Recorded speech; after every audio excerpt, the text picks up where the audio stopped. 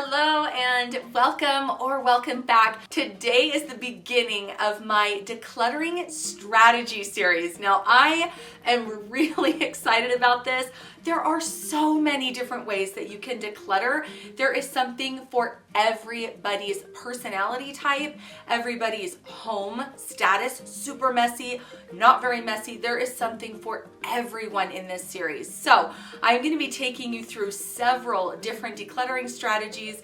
You can see which one works best for you, but today I'm going to be starting with the shoebox method. You are physically, actually, and literally going to need a shoebox. The reason I love this decluttering method is because it works if your house is extremely cluttered, if you are very easily overwhelmed, if you don't have a lot of time, if you don't like making a big mess, if you don't know where to start, if you're a serious procrastinator, if you're really hesitant to purge ruthlessly, this is another super good strategy. This is also great because it lets you see very visually what your boundary is, and there is a clear decluttering goal for each day. This one is great because it is a low stress, slow but steady decluttering process that really helps you form solid decluttering habits. And I feel like that is the biggest element for success in decluttering, is forming good habits, because this has to be an ongoing process.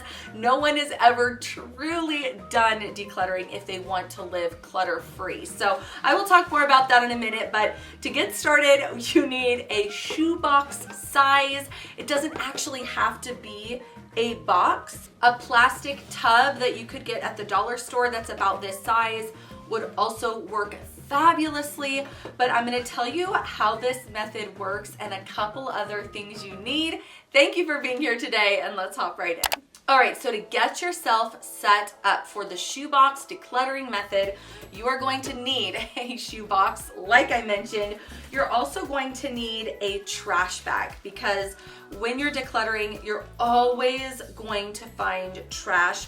You're also going to need a relocate bin, laundry hamper, bag, whatever. Try to make this as simple as possible. Use whatever you have. And then finally, some kind of box for donations. This is one that we had since our move. It's in really bad shape, but it works great for donating. Like I mentioned, what you're trying to do with this particular strategy is develop super good decluttering habits. And truly, the only way to do that is to do it every single day. I know that sounds overwhelming and you think, but I don't have a lot of time. How am I gonna do this every single day? You only need 30 minutes. And before you freak out, because 30 minutes can sound like a lot, this is like 2% of your day. 2%. When you put it into perspective, it's really not that much. And over time, this is gonna make an insane difference with the clutter in your house. It's gonna be completely worth the effort and the energy. So 30 minutes a day, here's what you're going to do. You're gonna get your little shoebox and you are gonna pick an area of your home that only has tiny items. This would be like a junk drawer, cosmetics, a desk with pens and magnets. You are going to fill your shoebox. Once it's full, you are totally done with that area for today. You don't need to worry if there's still tons more in your desk or tons more makeup that you haven't gone through. When the box is full, it's time to move on to step 2 for today. So go ahead and pull out any trash. I love to eliminate trash first because it really helps just cut down the bulk, the volume, and it helps you more easily see what you actually do want to keep or what needs to be relocated. So get rid of trash first, and then you're going to just start setting things into their categories. I'm going to donate this, I'm going to relocate this, and then everything else that's going to be left in the shoebox is what you're going to be putting back into said area. Junk drawer, makeup counter, whatever. So go ahead and get all of that done, get everything kind of categorized. Then you're going to obviously put back the relocation items. Okay, here's another thing I wanted to mention if you are putting away your relocate items and the area, see this is a mess.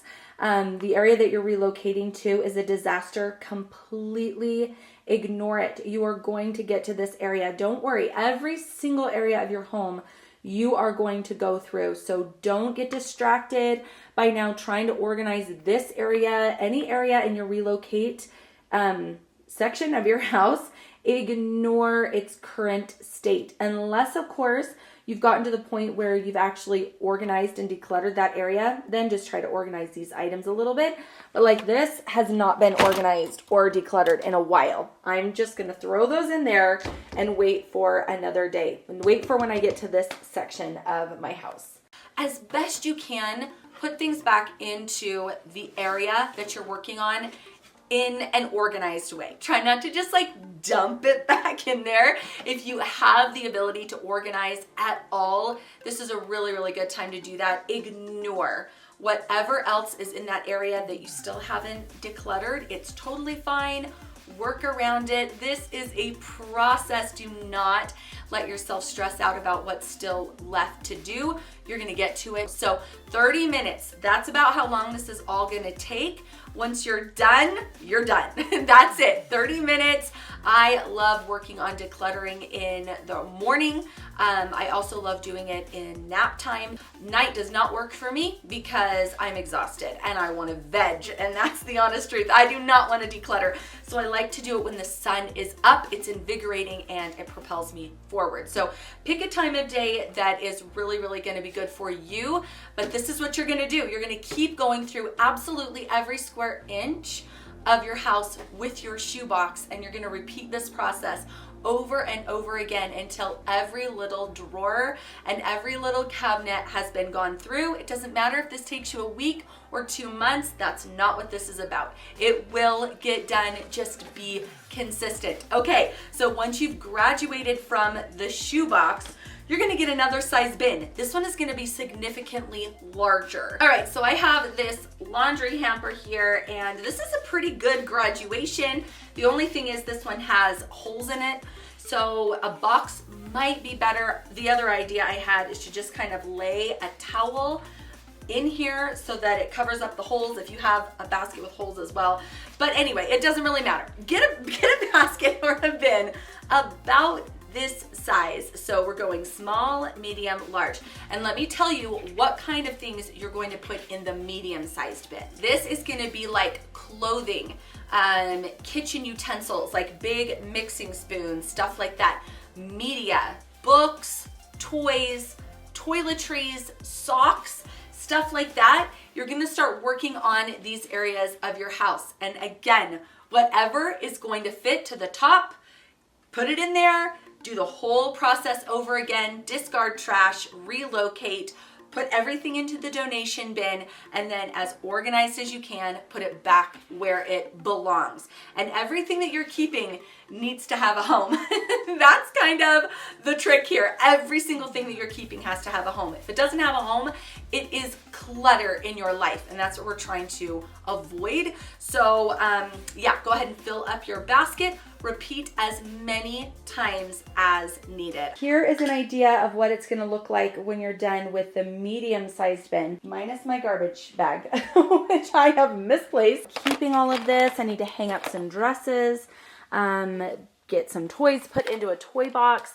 We really like these. And then here's all the stuff that I'm going to be giving to the donation. So outgrown clothes, some toys we don't play with anymore. And I'm not going to take this to the donation right now because it's not full.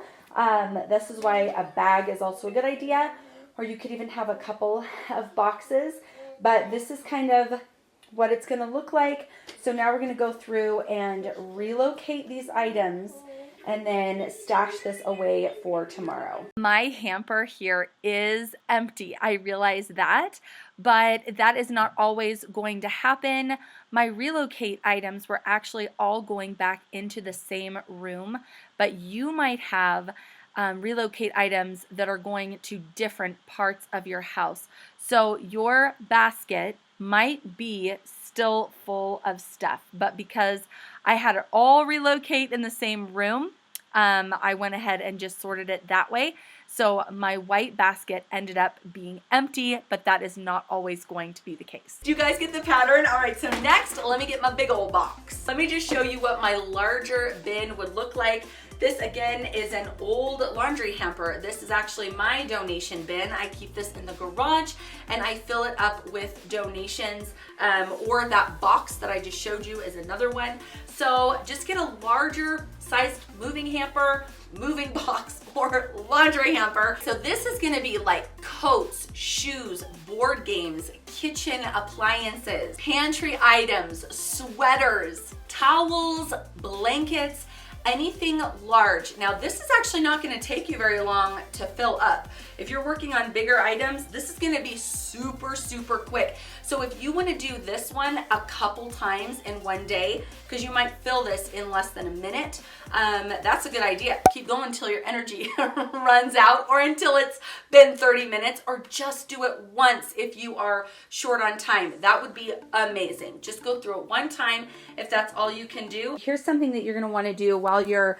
going through like linens and maybe even kitchen appliances. When you get to the bigger stuff, it's going to go faster, but you can fold things. Maybe some things need to be tossed into the washing machine. You could start a load. Maybe some kitchen appliances need to be wiped down that you're going to be keeping and relocating. So spend a little bit of time getting the stuff that you're going to keep in order. Don't just throw it back in. This is part of that organize the area that you're going to be working on. So this is just some stuff from my little closet upstairs where I have games and linens. So things worked out perfectly, but I did need to fold these, and I have a couple of things that I feel like I could even wash. So that is part of this process. That is part of your 30 minutes, is making sure things are all nice and kind of just taken care of properly before you put them back. This is going to get you through your entire house. Every single drawer, nook, cranny, cupboard, space, everything. Your pantry, you can do this with your refrigerator. There is not one area of your home that this isn't going to work with. All right, a couple tips for success. Try not to keep more than one just in case item. Say you have 5 pairs of scissors, only keep one extra. So keep the one that you're going to be using every day, and then one spare. I actually have a bin in my basement full of it's like my life reserve. If I break a bowl, if I can't find the scissors, whatever, things that I get, that I use all the time or that can easily break, I will have one spare in my basement that I can pull from, and this is just called my life reserve. It's like having a store at your house of the things you use most often. So that's what you're gonna do with this extra. One is you're gonna store it away somewhere, and it's just in a bin called life reserve or extra stuff or whatever you want. And then the other challenge is gonna be not to refill the space in your house with junk. Again, the goal is to keep the space as cleared out as possible and not do this whole process over again so that you have to now deal with a ton more clutter. Try to maintain the spaces as best you can. You're not going to be perfect. No one is. I'm even looking forward to going through my house again, but you're going to do your best not to restuff these areas. You're gonna have to curb your shopping habits and try not to fill your home up again. What do you guys think of this process? Is this something you're going to try? Do you think it sounds like it would work for you? Let's chat in a comment down below. Thank you so much for being here today. I would love it if you subscribed so that you can follow along on the rest of this series. Have a great day, and I will see you soon. Bye.